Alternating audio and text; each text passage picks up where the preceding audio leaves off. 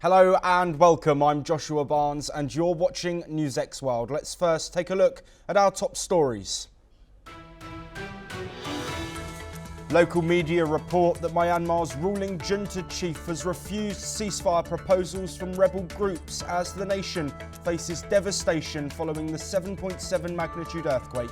A man has been remarkably pulled from the rubble following the disaster that hit 5 days ago.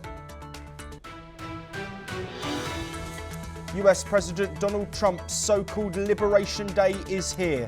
As the US prepares to roll out sweeping tariffs, Trump is expected to announce duties on all countries at 4 p.m. Eastern Time. World leaders have responded ahead of a potential trade war.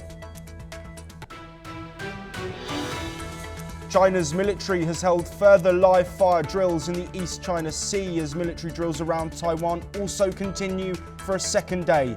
China says it is practicing precision strikes, while the US says the action puts the region's security at risk. Meanwhile, China has warned the Philippines against threatening regional peace after the US said it had approved the possible sale of fighter jets to Manila. The deal could be worth $5.58 billion. Russia says it cannot accept the US ceasefire proposal until it addresses certain problems. This comes as some US senators push for Russian sanctions if it stalls Ukrainian peace efforts ahead of further talks. Meanwhile, Russian leader Vladimir Putin has urged Russia and China to strengthen strategic cooperation. Chinese Foreign Minister Wang Yi is on a 3-day visit to Moscow, with the Russia-Ukraine war one of the key talking points. The Israeli Defense Minister Israel Katz says the Gaza offensive is expanding with large areas to be seized. Hamas is still holding dozens of dead and alive hostages, while 15 people have reportedly been killed in an Israeli strike, according to the Gazan-run health ministry.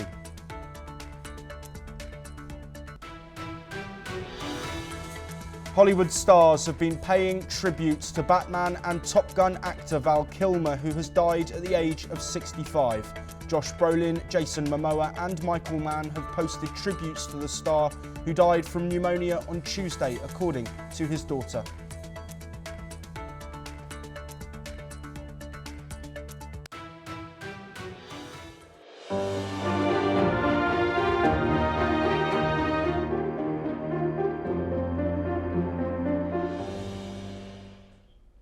Myanmar's junta chief Min Aung Hlaing has rejected ceasefire proposals from rebel groups aiming to provide earthquake aid, according to local media reports.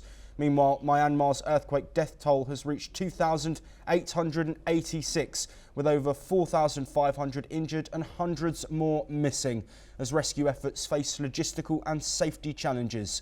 The UN's Special Reporter on Human Rights in Myanmar, Tom Andrews, has sharply criticised Myanmar's military junta for failing to prioritise earthquake response efforts.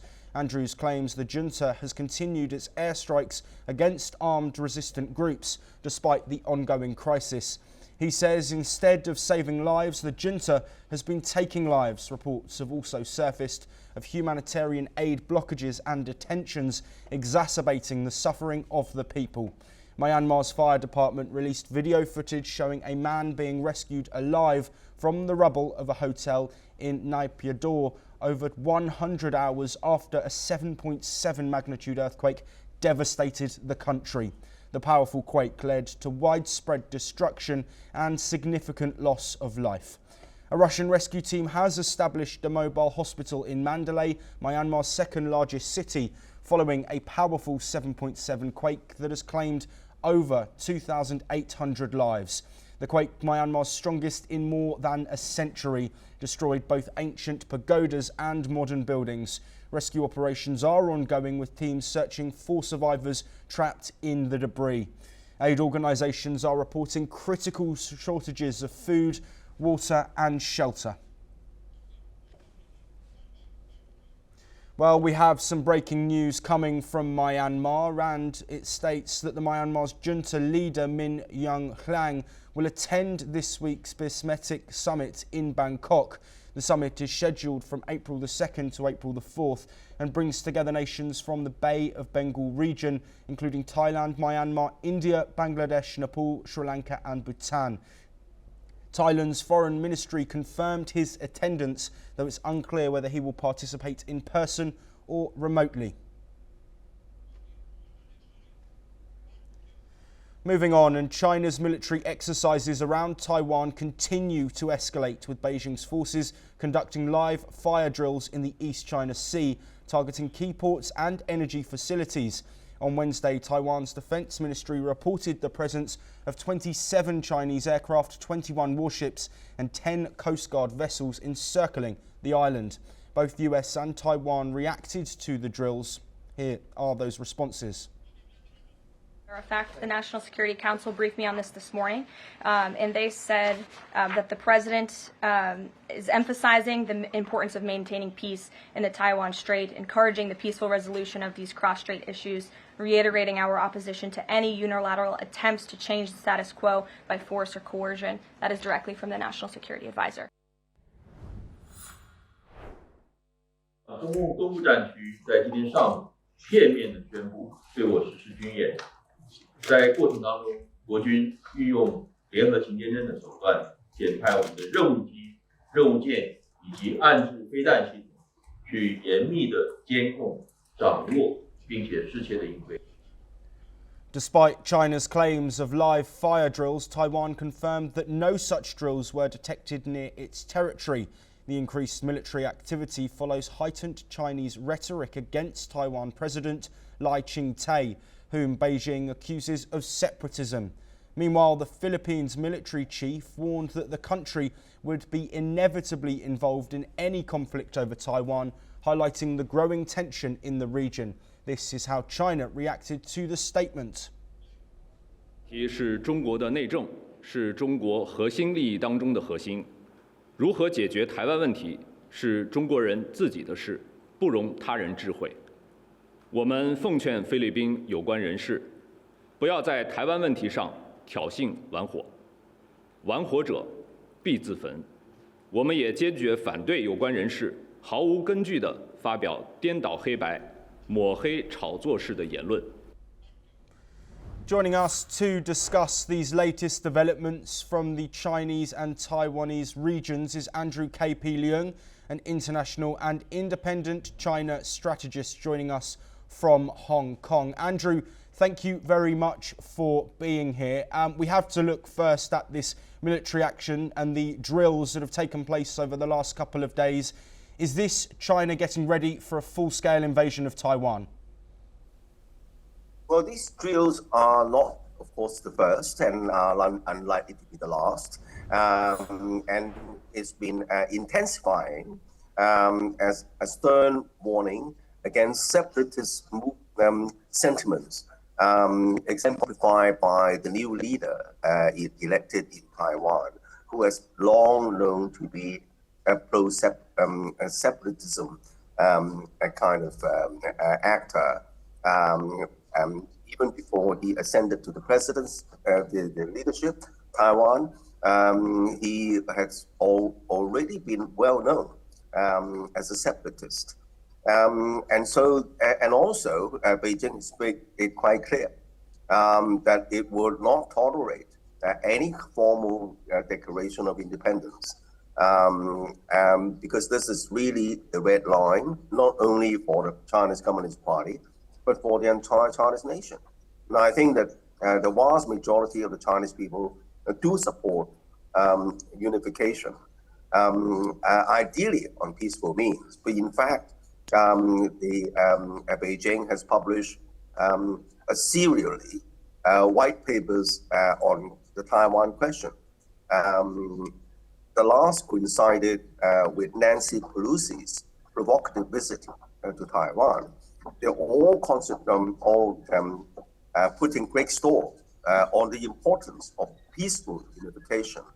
But what we're seeing now is, of course, the creating a momentum, forcing the Taiwanese authorities to negotiate for a peace deal. perhaps even more generous than Hong Kong and Macau. But firstly, the momentum must be driven by, first of all, military deterrence. Secondly, economic isolation. And more countries now abandon their recognition of Taiwan and move to the side of China because they're where that side of the bread is buttered. But also with the new Trump administration, Trump 2 administration, the Americans' attitude towards Taiwan has become more calibrated and more uncertain because President Trump recently was shown on television holding up a ballpoint pen and pointing to the tip of the ballpoint pen as representing Taiwan, and then a large group at his back representing China. And of course, Taiwan is thousands of miles from the United States, and looking at the Trump 2 administration agenda, he wants to make America great again by taking Greenland, Canada, Panama Canal, and Mexico. They're all in the Western Hemisphere. But that does not mean that the United States is giving up its influence on the Asia Pacific, but that could be achieved by offshore balancing and by stroking Americans' semi-allies, Japan, South Korea, Australia, and trying to contain China there, and also using the predominance of the US dollar for tariffs and sanctions, and that way the United States can maintain its influence in the Asia Pacific and the rest of the world without getting really being involved. Because after all, Trump doesn't want a war. He doesn't want a war over Ukraine. He doesn't want a continuing conflict in the Middle East. So as to concentrate on a rivalry with China. But even on the rivalry with China, he's now seeking a kind of more a balanced, perhaps, relationship, because he has touted his wish to visit China and to meet President Xi himself.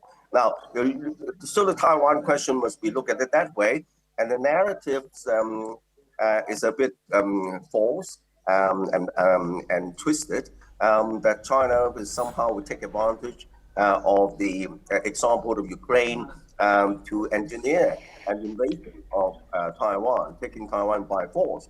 I think that this totally... Yes, Andrew, I apologise to interrupt. We are running short of time. You've mentioned the US reaction there and the influence over Taiwan as well. But I also want to look specifically at the Philippines, who have commented saying they will inevitably have to be involved if there is a conflict in Taiwan. Also looking potentially at purchasing fighter jets from the United States. What's the Chinese response to these comments? And do you think that this really is a big regional dispute that involves participation from nations across the region? Are you asking me? Yes, Andrew. Yeah, well, I think that we are not there yet. I don't think there is any direct efforts to start talking about unification. Because the reality remains that most of the Taiwanese people do not want unification. Over 50% or 60% do not want unification. But likely the similar majority do not support declaration of independence. They just want to maintain the status quo. But on the other hand, Andrew, sorry to interrupt again. I asked you a specific question about the Philippines and the reactions that we've heard today in relation to their comments saying that they would inevitably be involved in a conflict if there was one with Taiwan, and also potentially purchasing US fighter jets. What's your response to what the Philippines have been saying, and do you think this is a wider conflict?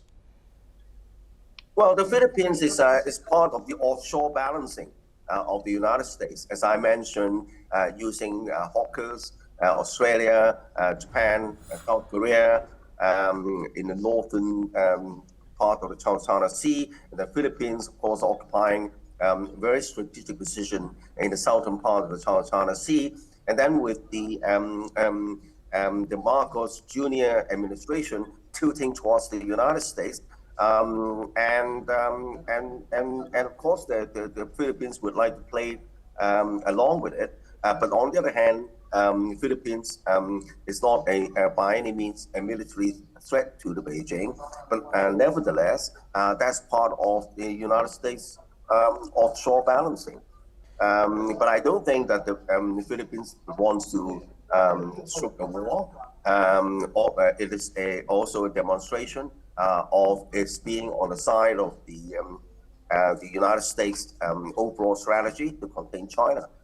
Andrew K.P. Leung, thank you ever so much for joining us and providing that insight. We will, of course, be across all of the developments that we get from Taiwan and the wider region. We now move to North America, and the world is on edge as US President Donald Trump is set to announce reciprocal tariffs today, a day which is being referred to as Liberation Day. The tariffs, once announced, will immediately come into effect. Ahead of the tariff announcement, the White House slammed India for imposing 100% tariffs on America's agricultural products, highlighting a similar trade barrier in the EU, Japan and Canada. This has added another level of anticipation for India surrounding the upcoming tariff announcement. Trump, along with his team, has created a plan to add a 20% tax on most goods that are imported in the United States. The report also mentions that Trump's team is considering using the money from these new taxes to give people a tax refund or dividend. Trump will announce the tariffs in the Rose Garden of the White House at around 4 p.m. Eastern Time, although there has been no information regarding the full schedule of the event. US Treasury Secretary Scott Bessent has said that these tariffs will be announced in the afternoon. Speaking of impact, US companies that import goods will have to pay the new taxes, especially if the White House starts charging them right away, spokesperson Caroline Leavitt had suggested in her recent press conference. Let's listen in to what she said. The president said last night he has made a decision and a determination. I was with him in the Oval Office earlier, and he is going to announce that decision tomorrow. I don't want to get ahead of the president. This is obviously a very big day. He's with his trade and tariff team right now, perfecting it to make sure this is a perfect deal for the American people and the American worker, and you will all find out in about... Well, there are reactions coming from all around the globe. Canada has said that they will not impose taxes on food and other essential goods, but otherwise, Mark Carney said there will be retaliatory measures taken. President Trump is in the process of trying to fundamentally restructure the U.S. economy, and that means that our economy here needs to change dramatically as well. As I also mentioned to the president and was very clear, we will respond to additional measures. So we will put in place retaliatory measures if there are additional measures put against Canada tomorrow. Thank you. We are going to be very deliberate in terms of the measures we take to fight for Canada, fight against these unjustified measures by the U.S. administration, but also to protect, to have that minimal impact in. Australia has a trade surplus with the United States and a free trade agreement that allows duty-free entry for US exports. Anthony Albanese says that his government won't retaliate against the Trump administration with reciprocal tariffs. Let's listen in to what he said.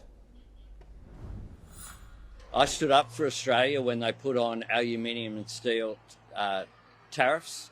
I continued to stand up for Australia and have said very clearly that we won't compromise and negotiate on our PBS, on our biosecurity, on our media bargaining code. Well, with global markets on edge, Trump is set to reveal his plan from the White House Rose Gardens at 4 p.m. Eastern. Here is what the Mexican president has said of the impending announcement. Porque eso siempre lleva a una mala situación. Por supuesto que se toman medidas, porque se toman medidas del otro lado. Pero tiene que continuar el diálogo. No es un asunto de me pusiste, te pongo, sino de qué es lo mejor para México y cómo afrontar esta situación. Well, joining us to discuss all of these developments as we head towards this announcement is Jim Rice, a professor of international law, who's joining us from Vigan in the Philippines. Jim, thank you very much for being here. Of course, the world is watching, world leaders are waiting. How much of an impact do you think these impending tariffs will have on the world's economy?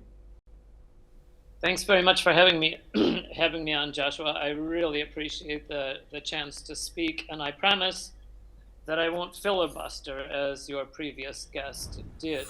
In terms of how much of an impact this will have, I don't think anyone knows as of yet. However, I do believe that any economists and any of the world trade experts will be able to tell us that this will have a very detrimental effect, not only on world trade, but also on American inflation and also on people across the world. Yes, Jim, absolutely. And of course, looking at potential tariffs going the other way for consumers in the United States, what could be the impact on them? There's no question it's going to result in higher prices. It's been estimated that, again, this is not my figures, but it's been estimated that the cost of a new car purchased in the United States will go between 10 and 12,000 US dollars per vehicle. So obviously this is not going to help the American consumer. This is going to impact industries in Canada and Mexico and other of the American trading partners. And this is a bad idea all around. Yes, and of course we are expecting this announcement at around 4 o'clock. How do you think the markets will react? I think that the markets, I wish I could predict the markets, but I predict that they're going to react badly. Sorry, Jim, what does that mean? What does that mean for the average consumer?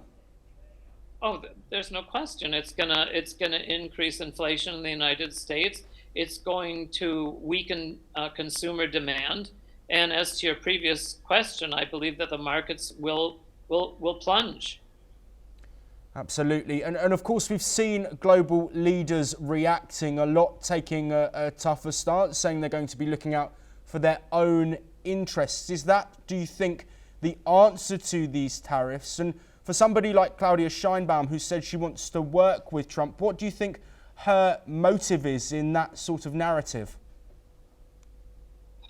Well, again, we've heard the same kind of thing from Keir Starmer, and we've seen the same kind of thing from other European nations, which is to try and, for the moment, hold off on reciprocal adversarial tariffs.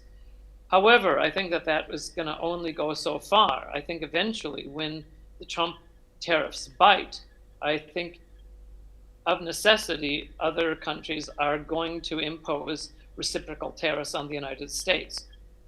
Yes, and Jim, to bring an end to this discussion, how long do you think it will take for these effects of tariffs to be felt by the everyday consumer? Is it going to be straight away, or will we have to wait a few weeks, a few months for it to start biting in terms of everyday people? I'm thinking more in terms of the political cost to Trump. Again, I'm not an economist, and this is not my expertise. However, what we're seeing in terms of early, midterm elections, by-elections, this is beginning to impact Trump politically, and as well as Musk. And I believe that once this becomes known in the White House and to Trump's advisors, I believe that they'll try to urge a course correction. Whether Trump will heed that or not, I have no idea. Jim Rice, thank you very much for joining us and providing the insight there. Of course, the political ramifications, the economic ramifications are expected to be global, and we will be across all of those as they happen. We now move to Europe, and Russian drone strikes have claimed at least one life and left 10 others injured in the eastern Ukrainian region of Zaporizhia in a separate attack the mayor of Kharkiv reports at least 8 people have been wounded in a Russian drone strike on the city. Russian President Vladimir Putin has underscored the importance of strengthening Russia-China strategic cooperation during a meeting with Chinese Foreign Minister Wang Yi. The two leaders focused on deepening bilateral ties, marking the 80th anniversary of the Soviet victory, and enhancing multilateral collaboration. In other news, Russia has rejected US proposals to end the war in Ukraine, arguing that they fail to address the conflict's underlying causes. Deputy Foreign Minister Sergei Ryabkov stated that Moscow cannot accept the terms as they stand, signalling a stalemate in talks. Meanwhile, Ukrainian President Volodymyr Zelensky is set to meet with allied nations on April the 4th to discuss the potential deployment of foreign troops in Ukraine, a move strongly opposed by Russia. Here is what President Zelensky and Germany's foreign minister had to say on the matter. Ми підійшли до моменту збільшення санкційного впливу, тому що я вважаю, що русські порушують те, що вони пообіцяли Америці. Принаймні те, що Америка сказала нам і публічно. Ми з вами, я думаю, в одній інформаційній площині знаходимося з цього приводу. І ми дуже надіємося, що президент Трамп, у нього є всі ці відповідні інструменти, щоб посилити санкційний. Be brave like Ukraine bedeutet eben auch, Kinder und Jugend zu unterstützen. Wir haben heute erneut verschleppte Kinder getroffen. Diese zurückzuholen wäre der erste Schritt zu Frieden. Dass Putin stattdessen weiterhin angreift und bombardiert, macht deutlich, dass er derzeit keinen Frieden will. Die Ukraine hat einem bedingungslosen Waffenstillstand zugestimmt. Der russische Präsident. Well, in a significant move, President Vladimir Putin has announced the conscription of 160,000 men, marking the largest military recruitment drive in years. This expansion is part of his strategy to outsize the US military. Despite ongoing conflicts, Moscow maintains it is honouring a US-brokered moratorium on energy strikes, though Kyiv accuses Russia of violating the agreement. Meanwhile, Ukraine is calling on Washington to impose stronger sanctions on Russia for allegedly breaching deals made in Saudi Arabia. Let's listen to what Putin had to say. Хотел бы задать вопрос белорусу Андрею Рамовичу по поводу того, как у нас исполняются договоренности, связанные с прекращением взаимных ударов по энергосистемам между Россией и Украиной. As tensions rise, both Ukraine and Russia have filed complaints with the US over recent attacks on energy sites. Here is what Zelensky had to say on the matter. Для нас слів замало, при всій повазі до наших стратегічних партнерів. Для нас дуже важливі санкції, тому що те, про що ми говорили з Америкою, ми робимо. Те, що Росія домовляла з Америкою, вони не роблять і постійно порушують. Страждаємо тільки ми. Страждає сьогодні Україна, українські люди. Тому ми дуже сильно чекаємо серйозної демонстрації санкційних. In a separate development, Russian President Vladimir Putin welcomed Bosnian Serb leader Milorad Dodik to the Kremlin, further strengthening their ties despite an international arrest warrant against Dodik. Meanwhile, Ukraine has released a video showing the aftermath of the recent Russian drone strike in Kharkiv. India and Chile have agreed to elevate their trade relations with the launch of negotiations for a comprehensive economic partnership agreement. The deal will focus on enhancing cooperation in critical minerals like lithium and copper, vital for clean energy and technology industries. Chile, a major producer of these minerals, will play a key role in supplying India's growing energy and technology sectors. The announcement came after a high-level meeting between Prime Minister Narendra Modi and Chilean President Gabriel Boric in New Delhi. The CEPA will also cover sectors such as agriculture, digital infrastructure, space and health. Chile is prioritising India as a key economic partner, and both leaders aim to strengthen people-to-people ties through expanded visa facilitation and business exchanges. Let's listen to the Chilean president. India is the biggest democracy of the world. In India, there is separation of powers. In India, there is freedom of expression. In India, you are fighting against poverty and inequality. In India, you are committed with peace in the world. In India, as we were talking to President Modi, you have the weird status nowadays that you can talk to every leader of the world. Mr. Putin, Mr. Trump, Mr. Zelensky, and the European Union, the Latin American leaders in BRICS, or Iran. That is something that no other leader can say now. So you are a key player in the geopolitical atmosphere.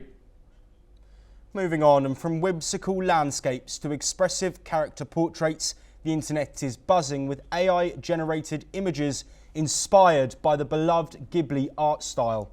Whether it's dreamy watercolour-like scenes or hand-drawn faces with eyes full of emotion, these creations have taken the online world by storm. Studio Ghibli, founded in 1985 by directors Hayao Miyazaki and Isao Takahata, along with producer Toshio Suzuki, has become a global animation powerhouse. Known for its breathtaking visuals and emotional rich stories, the studio is celebrated for its hand-drawn animation and intricate attention to detail.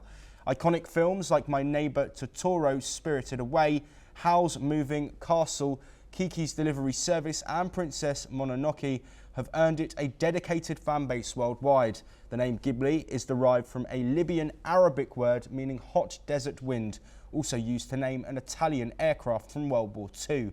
Recently, OpenAI's latest feature, introduced as part of GPT-4o, has taken the internet by storm.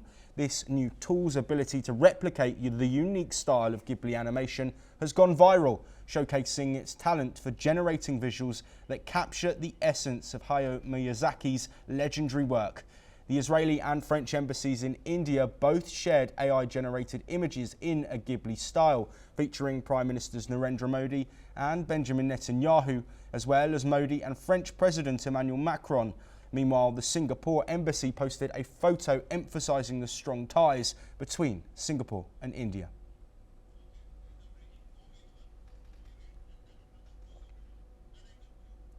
Gaza's civil defence agency said 9 children were among 16 people killed in an Israeli airstrike on what it called a UN clinic in Jabalia on Wednesday, which the army did not immediately confirm. Civil defence spokesman Mahmoud Basal said there were also dozens of people wounded in the strike, which targeted a UNRWA building housing a medical clinic in Jabalia refugee camp. Well, with that breaking news, that is all that we have time for, but we will continue to bring you more of the latest breaking news from across the world.